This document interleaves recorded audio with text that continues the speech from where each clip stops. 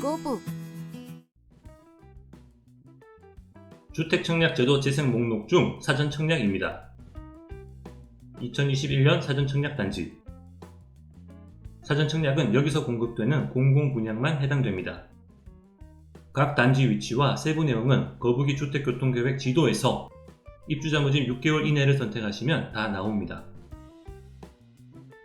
하남 교산신도시 A1블록 사전청약 단지는 여기죠. 토지 이용 계획도를 계속 만들고 있고요. 지구, 블록, 주택, 청약 정보 같은 세부 내용 정확도를 높이기 위해 노력하고 있습니다. 예전처럼 동영상으로 하나씩 설명하진 않을 거예요. 세부 내용은 지도에서 직접 확인하세요. 사전청약 기본정보.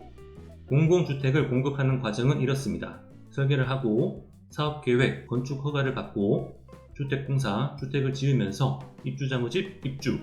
그런데 사전청약이 뭔지 알려면 택지 공급 과정도 알아야 합니다. 긴장하지 마세요. 거북이가 설명하면 어렵지 않아요. 공공택지는 공공주택을 지을 수 있는 땅이에요. 지구 제한, 지구 지정, 지구 계획 수립, 토지 보상, 택지 공사 순서. 그림으로 보면 지구 지정, 개발이 안 된 땅을 주택지구로 지정하고 지구 계획 수립, 주택을 어디에 지을지, 공원, 녹지, 학교, 상업시설, 업무시설 등 어떻게 개발할지 미리 계획을 세웁니다. 이걸 지구 계획, 지도에 표시한 것을 토지 이용 계획도라고 해요. 거북이 주택교통계획 지도를 참고하시는 분들은 익숙하시죠? 토지 보상, 개인이 소유한 토지가 있으면 보상을 하고 택지 조성 공사 시작. 이렇게 바뀌는 거죠. 어렵지 않죠? 정리하면 주택을 지을 수 있는 공공택지를 개발하고 공공주택을 공급하는 과정에서 입주자 모집은 주택을 지으면서 하는 것이 일반적인데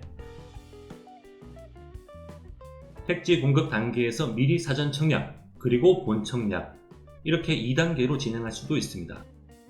사전 청약은 이 상태에서 하는 거예요. 주의할 점은 사전 청약 당첨 후 본 청약까지 신청해야 당첨 확정. 사전 청약부터 본 청약까지 걸리는 시간은 대략 2년 이상, 조금씩 차이가 있는데요. 택지 개발 진행 정도에 따라 다르다고 생각하세요. 만약 본 청약이 계획보다 늦어진다면 아마도 토지 보상 문제 때문일 겁니다. 크게 차이는 없을 거예요. 사전 청약을 도입한 이유는 저도 모릅니다. 아시는 분 계시면 좀 알려주세요. 사전 청약과 본 청약, 신청 자격. 사전 청약의 신청 자격과 당첨자 선정 방법은 본 청약과 같습니다. 주의할 점은 소득 기준과 자산 보유 기준은 사전 청약 시점에만 만족하면 됩니다. 본 청약 때 초과하는 것은 괜찮아요. 무주택 세대 구성원 자격은 본 청약까지 유지해야 합니다. 거주지역은 사전 청약 시점. 거주기간은 본 청약 때 만족하면 됩니다. 이게 무슨 말이냐면요. 예를 들어 의왕 청계 2지구 2021년 7월 사전 청약, 23년 10월 본 청약인데 의왕 2년 이상 거주자 100% 우선 공급이에요. 21년 6월 의왕시로 전입한 거북이는 어떻게 될까요? 21년 7월 사전 청약 때는 거주기간 1개월이지만 23년 10월 본 청약 때 거주기간 2년 이상이니까 괜찮습니다. 이번에는 21년 7월까지 의왕시에서 이미 2년 이상 거주한 상태예요.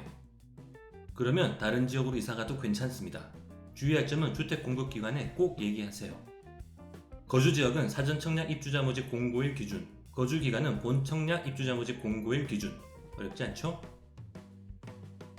물론 하남 교산신도시 같은 대규모 지구는 하남 30%, 경기 20%, 서울, 인천, 경기 50% 이런 식으로 처음부터 할당하죠. 하남시로 이사가지 않아도 청약할 수 있지만 나는 꼭 당첨되고 말겠다. 당첨 확률을 높이고 싶다면 참고하세요. 사전 청약에 당첨되면 다른 단지에 청약 못하나요? 다른 사전 청약 단지는 불가능. 본 청약 단지는 가능. 본 청약은 제한이 없어요. 그리고 당첨을 포기하면 다른 사전 청약 단지도 1년 후에 사전 청약할 수 있습니다. 이 내용에 변경사항이 있으면 고정 댓글로 설명해 둘 테니 참고하세요. 사전 청약과 본 청약, 분양가 두 동영상에서 설명했었죠? 분양가 상한제 적용 주택은 분양가를 택지비와 건축비로 정하는데요. 공공분양은 택지비가 쟁점입니다. 택지 조성 원가 연동제, 전용 면적 85제곱미터 이하는 택지비를 조성 원가 대비 비율로 정했었는데요. 모두 감정가 기준으로 바뀌었습니다. 그래서 한 단지를 예로 들면 3.3제곱미터당 조성 원가 884만원, 공급가 2,493만원, 택지비가 많이 비싸져서 분양가도 많이 비싸졌어요. 택지 조성 원가 연동제, 택지비 공급 가격 기준이 안 바뀌었으면 분양가가 44% 정도 저렴했을 겁니다. 로또 분양, 수분양자가 이익을 많이 가지는 것이 문제라면 이를 해결할 수 있는 다양한 방법이 있는데요. 정부는 반대로 분양가를 최대한 비싸게 공급하는 방법을 사용하고 있어요. 공공주택을 본격적으로 공급하기 전에 기준이 원래대로 바뀌길 기대했는데 가능성이 있다고 생각했는데 사전 청약으로 분양이 2년 이상 빨라졌습니다. 다행스러운 점은 이 문제에 관심을 가지는 유력 정치인이 있고 기준이 바뀌면 본청약 때 적용할 수 있다고 합니다. 참고하세요. 사전 청약과 본청약, 후분양, 선분양과 후분양 관점에서 비교하면 사전 청약은 선분양, 선호도 조사를 해서 입주자 의견을 반영한다고 합니다. 하지만 후분양 흐름에 역행하는 방식, 정부는 후분양을 추진했었습니다. 2018년 주거종합계획 후분양제 활성화 추진, 2019년 주거종합계획 후분양 활성화 등 공급 방식 다양화를 통한 소비자 선택권 보장, 2020년 주거종합계획 후분양 활성화 등 공급 방식 다양화를 통한 소비자 편익 증진, 2022년까지 공공분양 물량의 70%까지 후분양 공급 확대. 신혼희망타운은 원래 선분양이었어요. 그런데 2021년 주거종합계획에는 후분양 내용이 사라졌어요. 대신 주택 조기 공급을 위한 사전 청약 시행, 사전 청약 내용이 등장합니다. 후분양 가고 사전 청약이 왔어요. 후분양을 하기 싫은데 후분양을 안 하겠다고 발표하면 하수죠. 사전 청약 도입으로 후분양을 조용히 덮어버립니다. 일은 이렇게 하는 거예요. 마무리! 거북이가 사전 청약 제도를 안 좋아하는 것 같죠?